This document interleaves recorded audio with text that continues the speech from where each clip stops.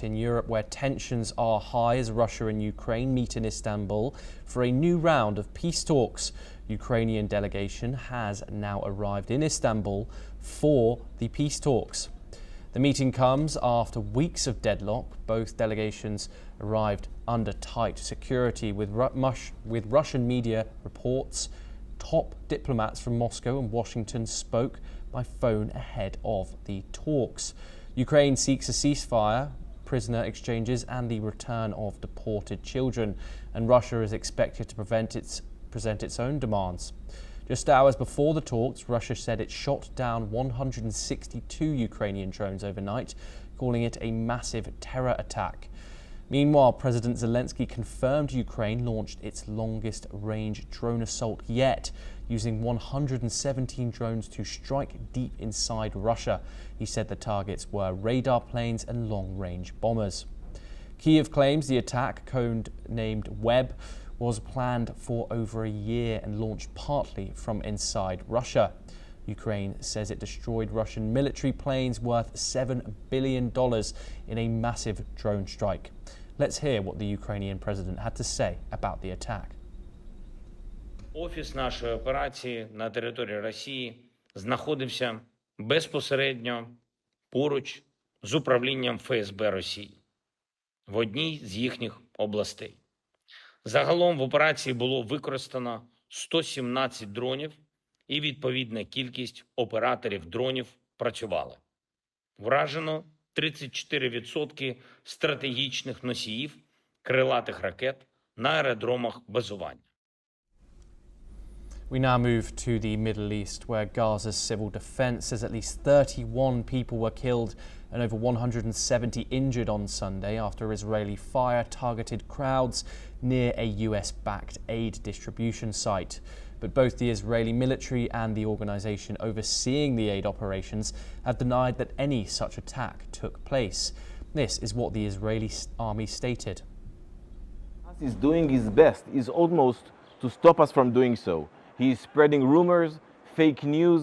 He is trying bluntly and violently to stop the people of Gaza from reaching those distribution centers. We will investigate each and one of those incidents and each and one of those allegations. The US-backed Gaza Humanitarian Foundation says it has distributed millions of meals since launching operations, but aid delivery has been chaotic, with limited distribution centers struggling to meet demand. Hamas has signalled its readiness to resume indirect talks on a truce as Qatar and Egypt intensify mediation efforts. The proposed plan includes a 60-day ceasefire, increased humanitarian access and the reopening of border crossings.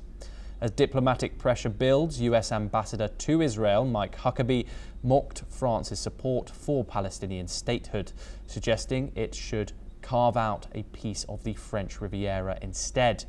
Meanwhile, World Food Programme Chief Cindy McCain urged Israel to grant full access to Gaza, calling for an immediate ceasefire and open gates to prevent a humanitarian catastrophe. We stay in the region where Saudi Foreign Minister Prince Faisal bin Farhan Al Saud slammed Israel for blocking a delegation of Arab ministers from entering the West Bank. Speaking alongside Jordanian, Egyptian and Bahraini officials in Amman, he said Israel's actions reflect extremism and a clear rejection of peace. Let's listen in to some of the comments made by the delegations.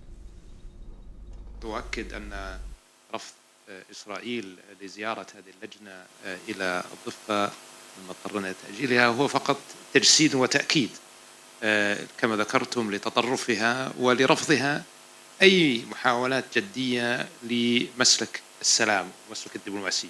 واضح أنهم لا يريدون إلا العنف، وهذا يزيدنا عزيمة الحقيقة في مضاعفة جهودنا الدبلوماسية في المجتمع الدولي لمواجهة هذه العنجهية ولدحضها. الحكومة الإسرائيلية المتطرفة التي ترتكب المجازر في غزة، التي تقتل الأطفال والنساء وتدمر المستشفيات وتستخدم التجويع سلاحا، هي الحكومة المتطرفة ذاتها التي تمنع أيضا زيارة الضفة الغربية المحتلة من قبل وفد سياسي يعمل من أجل وقف الحرب وتحقيق السلام العادل والشامل الذي يضمن أمن الجميع. Israel claimed the delegation planned a provocative meeting to advance Palestinian statehood, prompting the visit's cancellation. The trip would have marked a rare visit to the West Bank by a senior Saudi official. Meanwhile, Israel continues to face growing international pressure, including from the United Nations and European nations, to support a two-state solution. Let's now turn to the United States, where in a shocking turn of events in Boulder, Colorado, a vigil for Israeli hostages was shattered when a man shouted "Free Palestine" and threw incendiary devices into the crowd, injuring 8 people. Authorities are investigating the incident as a targeted terror attack with possible hate crime motives. FBI Special Agent Mark McCalleck from the Denver field office has spoken about this. Now, let's take a listen in. The suspect was heard to yell "Free Palestine" during the attack. The subject has been identified as Mohammed Sabri Solomon, and he's 45 years old. The FBI is processing the crime scene and the subject vehicle and interviewing key witnesses. We're assisting Boulder police in providing technical, analytic, and additional forensic resources. As a result of these preliminary facts, it is clear that this is a targeted act of violence, and the FBI is investigating this as an act. Police take into custody individuals suspected of involvement in Colorado attack that injured the 8 people. Boulder Police Chief Stephen Redfern also commented on the recent developments. Let's take a listen in to his response. I want to give first an update on the scene. As many of you are aware, we have several blocks closed off in downtown Boulder surrounding the courthouse. We are still clearing that area for. FBI Director Kash Patel also called the event a targeted terror attack, while Colorado Attorney General Phil Weiser labeled it a possible hate crime due to the nature of the targeted group. Boulder Police Chief Stephen Redfern said there is no evidence of additional suspects involved. The attack occurred on Pearl Street Mall, a busy pedestrian area near the University of Colorado, during an event hosted by Run for Their Lives, a group raising awareness about hostages taken after the October 7th attack on Israel. Now let's take a listen in to a resident's account of what happened. My co-workers explain me what happened. So I hear, or they explain me, someone throw a Molotov cocktail for a protest, but that's it. I all hear. Yeah. I feel a little upset because it's supposed we have in a country in the first world, so that these things it's supposed can happen, you know, because in my country is something like that is very irregular, you know, because I came from Latin America, so you can see those things every day. But here, looking at other things, I'm very, very close to my work. Is very, very scared. We now move over to the United States, where in a sharp escalation of tensions, China has accused the US of severely violating the trade truce.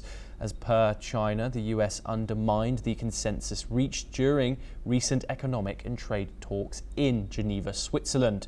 According to China's Ministry of Commerce, Washington's latest moves, including restrictions on AI chip exports, halting chip design software sales, and revoking visas for Chinese students, violate agreements made during a phone call between the two heads of state on January the 17th. Beijing called these actions discriminatory and warned they severely damage bilateral economic ties. In a direct rebuttal to President Donald Trump's claim that China breached the Geneva deal, China labeled the accusations as groundless, stressing it has upheld its commitments and acted responsibly. The ministry warned that if the US continues on its current path, China will take forceful measures to defend its legitimate interests. Now to the Indo-Pacific, where a Taiwanese security official has confirmed that China deployed 2 aircraft carrier groups and up to 70 ships around Taiwan in May. The vessels operated from the Yellow Sea to the South China Sea between May the 1st and May the 27th. Taiwan also detected 75 Chinese aircraft in 3 combat patrols near the island. Some ships passed through the Myoko Strait for joint air-sea drills in the Western Pacific. Others, lacking identification, appeared near Taiwan's Pengchu Islands in the strait to harass. The Taiwanese official called these actions more provocative than previously observed.